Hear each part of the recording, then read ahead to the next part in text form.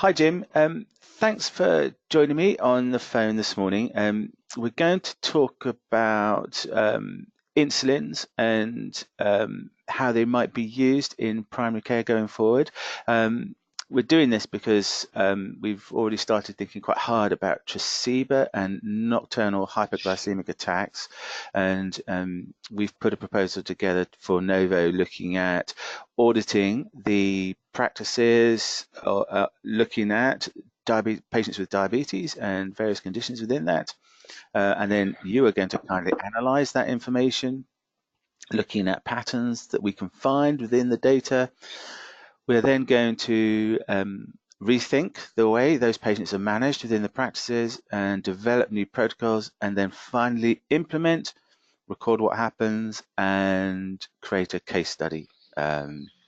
So that's what we're up to. And our sort of first question, Jim, what do you think about that as a process? What are your thoughts around Tresiba?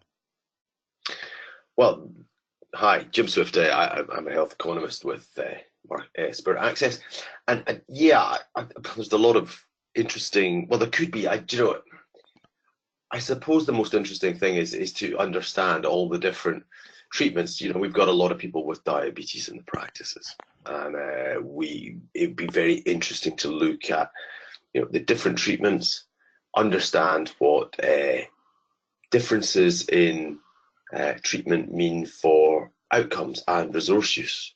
So we can track some of that stuff and look at some of the relationships and try and understand that, if, for example, people are not on basal, let's look at, if they're not on basal insulins, to what extent are they accessing general practice more? Are they accessing hospitals more? What are the differences in resource use? Never mind looking at some of the clinical endpoints as well. So there'd be some quite interesting information. I'd quite like to unpick all of that and see what the relationships are. Sorry, I was just thinking that we've recently done a very similar project in opioid usage, and Yeah, we did find interesting correlations between use of use of pharmaceuticals, use of opioids, use of laxatives, mm, use of mm. GP services, and use of hospital services. So we can see all Yeah, that sort of yeah, stuff happening in, for us, it's System One, but in the GP data set. yeah.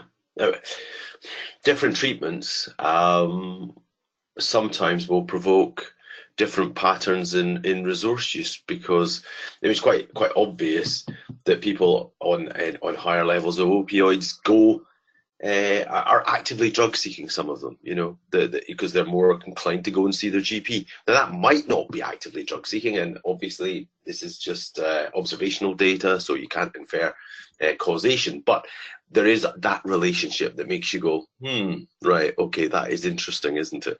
And there's people, and the data on constipation, which is something I would not have actually considered to be a very serious condition, but the data are very clear in the published, if you look at the published evidence, people who are constipated on opioids are much more likely to find their way into hospital. And what we found was broadly similar. People are more likely to get referrals as well.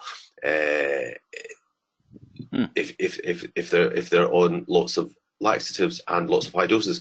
And there's lots of other interesting things we found, but they're not for this conversation. Yeah, so basically we were, should we do this work, we'd be fully expecting lots of the same sort of information to come out of this analysis, and then we Do do you know, it's something almost, about it, yeah, and then we it's take almost that. impossible to predict. I'm guessing. I mean, if you Yeah, look at, if we're particularly trying to unpick nocturnal hypoglycemia and some of the implications associated with that, and I'm guessing that would be one of the things we'd be looking at, because it's kind of it's one of the key things that differentiates Tresiba from other longer acting basal insulins. So it'd be elements related to that would be, I guess, that might show differences in resource use, mm, and then we can start to understand some of that. And I suspect it is, or the literature says that is extraordinarily underreported, but extremely serious side effect or adverse event associated with insulins, and if it's lower, that might be a good thing to establish just what the implications are. Yeah. And going forward from that, it's been really interesting working on similar sorts of projects. I have had to put my commissioner head back on. So I used to work down in Camden as a commissioner, looking at various different types of services happening with CCGs and, or at that time, PCTs, etc. But I've gone into that mode to help help their GPs design and agree a new way of treating patients, which again, I suppose I should have anticipated, but I didn't expect that level of interaction with the GPs, and they're happy to engage with us in designing new services, albeit at a sort of for practices, so still a lumpy number of patients, but albeit at this small level, but something we can then translate into with evidence into wider audiences, and that's what we think is really quite exciting about this sort of project. I mean, the key thing is you redesign care and then you look at what happens that's different, and that then gives hopefully levers to change the way care is organized and in an evidence-based way. Yeah, I think it's really exciting. It's very exciting. So that's just CBER, and then we've been doing some homework of our own, looking at other brands, and I know you've had some thoughts around Ozempic and how that might be really useful, I suppose on its own, but really within another project that we're looking at, which is we think is really quite interesting. Do you want to sort of talk about that? Yeah. Well, I think there are two things. You're right. I think Ozempic looks really interesting as a treatment, and NICE are quite clear where they position it for patients. And I'm just start with our practices. That I think there's a real issue. We've got a very high number of South Asians in 3 of the 4 practices, and I was looking at what threshold would you be thinking about introducing a GLP-1, and it's BMI over 35, etc., and people with weight issues. But in South Asians, it's really somewhere about 25 BMI. So actually, we've got a lot of patients that might really benefit from a treatment that will both substantially reduce their blood glucose, so onward risks related to that, and also very substantially help them reduce weight. Now I know they're not overweight per se. If you look at somebody with a BMI of 25, that's the borderline of overweight and obese. But in South Asians, that's really dangerous because of the way they lay down fat. So I think there's a potentially very substantial project looking at what we could do there in the practices, but also, as you say, we're engaged with a CCG, and we're about to start a very low calorie diet program and intervention, similar to the DIRECT study. But not everybody tolerates that, and you can quite clearly see that there are patients that fell out of that who just couldn't get with that program. And I wonder if there's something about something slightly inequitable about not having a fallback position. And semaglutide is broadly similar in efficacy to very low calorie diets. So it may be that we could look at that too, as to how we reorganize, or how so people don't just fall out and that's it. Do you know what I mean? Yeah, I know what you mean. So when we're talking about efficacy, we were looking at the mean weight loss, weren't we, with DIRECT? And with it's about 10 kilos, which is significant, 10% maybe of a bigger person, or even more of a smaller person, enough to have a serious effect on, or a very good effect on someone's health. Yeah, I mean, well, they're broadly comparable. You're looking at about, as I say, 10 kilos with DIRECT mean, and the weight loss with semaglutide is dose dependent, and it depends on the speed of which the dose is increased. But it's a pretty substantial, sizable, chunky weight loss. So Yeah. it's broadly similar.